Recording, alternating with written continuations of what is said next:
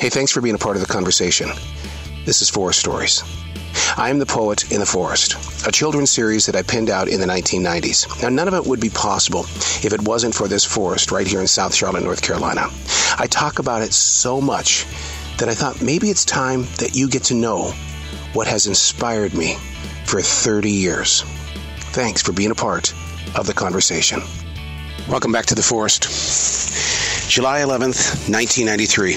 This place that I stand, the meadow, here in the forest, really close to the slow-paced stream moving toward the lake.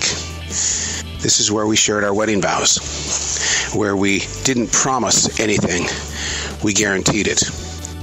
My best man was Chris Beck, my wife's maid of honor, our daughter Jenny, and we invited about 40 or 50 people.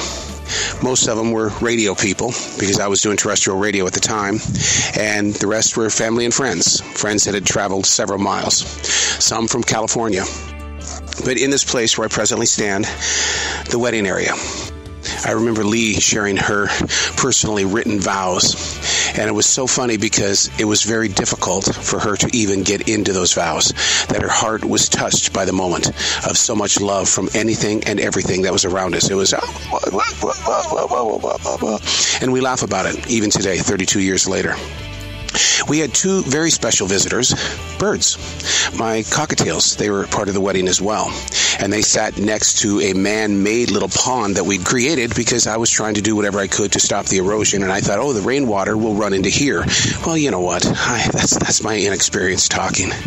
But on that wedding day, we all have inexperience when it comes to how are these vows really going to play out. But we didn't question them. We embraced them.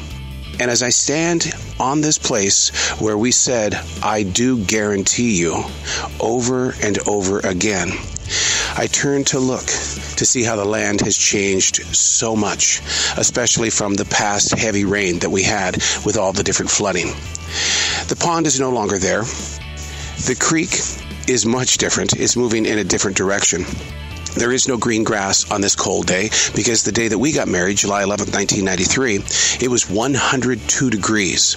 Now, the one thing that I wanted most to happen that day was for my parents to hear the wedding.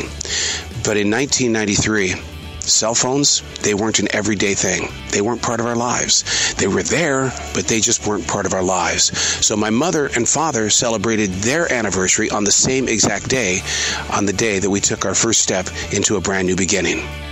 But this is it, a very, very sacred place in this meadow, in this forest. Hey, thanks for being a part of the conversation.